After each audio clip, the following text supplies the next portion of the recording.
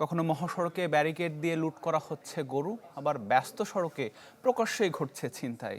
একের পর এক এমন ঘটনা প্রমাণ করে কতটা প্রশ্নবিদ্ধ কুমিল্লার আইনশৃঙ্খলা পরিস্থিতি। বিষয়গুলো নিয়ে রীতিমতো আতঙ্কিত স্থানীয়রা। জাহিদুর রহমানের তথ্য ছবিতে দেখুন ডেস্ক রিপোর্ট। ইজি বাইক উল্টো পথে যাওয়ায় হাইওয়ে পুলিশ গত ৯ জুন এক চালককে আটক করে। এর জেরে ময়নামতি হাইওয়ে পুলিশের গাড়ি ভাঙচুর ও হামলা হয়। এতে আহত হন ৩ পুলিশ সদস্য। ৯ মে রাত ৩টা ১০ দিনাজপুর থেকে গরু নিয়ে ফেনী যাওয়ার পথে কুমিল্লার ধনাইতরি এলাকায় সংঘবদ্ধ ডাকাতির শিকার হন ব্যবসায়ী হুমায়ুন কবির। অস্ত্রের মুখে লুট করা হয় ৯টি গরু, নিয়ে যায় নগদ অর্থও। এর ঠিক ২ দিন আগে একই কৌশলে জেলার ১৪ গ্রামে মহাসড়কে ডাকাতি হয় ১০টি গরু। বাম পাশে ছিল হুমায়ুন ভাই, ওনাকে ডাকাত দল ধরে ফেলছে। ডাইন পাশে ছিলাম আমি, আমাকে ধরে ফেলছে। উনি ডাকাত বলার কারণে ওনারে কোবাই দিল। আমি হাত দুইটা এভাবে দৌড়ি বললাম যে আমি দাঁড়াই গেছি, আমি গাড়ি হেল্পার।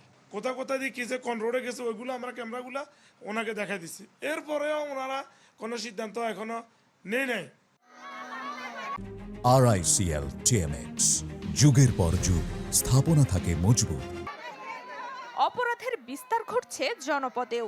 গত ১৬ ফেব্রুয়ারি হোমনায় প্রবাসীর স্ত্রী ও সন্তানসহ ৩ জনকে হত্যা করা হয়। ৪ মাসেও ঘটনায় জড়িত কাউকে গ্রেফতার করতে পারেনি পুলিশ। এছাড়াও হরহামেশাই চলছে ছিনতাই। পরিসংখ্যানে মিলেছে গত ৬ মাসে কুমিল্লায় ২৮টি ডাকাতি, ৩৭টি দস্যুতা, ২৪৪টি চুরি, ১৩টি অপহরণ ও ৭৩টি হত্যার ঘটনা আছে। স্থানীয়ভাবে চুরি, ছিনতাই, ডাকাতি, রাহাজানি, মানুষ খুন এটা কিন্তু আগের তুলনায় অবশ্যই বেড়েছে। এটাকে প্রতিরোধ করবার জন্য এখন থেকে যদি ব্যবস্থা না নেয়, এটা পরবর্তীতে একটা বিরাট অবস্থানে যাবে। যদিও পুলিশ বলছে অভিযুক্তরা গ্রেফতারের পর আইনের ফাঁকফোকরে জামিনে বের হয়ে ফের অপরাধে জড়াচ্ছে। ইতিপূর্বে আটক করে দেওয়া হয়েছিল, অনেকে শুনতেছি জামিন পেয়ে বেরিয়ে আসছে।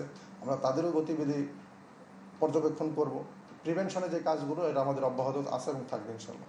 হেবিচুয়াল যারা তাদেরকে আমরা গ্রেপ্তার করে আমরা তো বিচারের জন্য পাঠাই দিই। আর নতুন যে কিশোর গ্যাং এদের উপদ্রবটা বাড়ছে, এদের জন্য আমরা কাজ করতেছি এবং এরা আমাদের নির্মূল করা সম্ভব না, আমরা নিয়ন্ত্রণ করার চেষ্টা করতেছি। এসব ঘটনায় কতগুলো মামলা বা কতজন অভিযুক্তকে শনাক্ত করা গেছে তার সুস্পষ্ট তথ্য মেলেনি। Desk report, channel 24।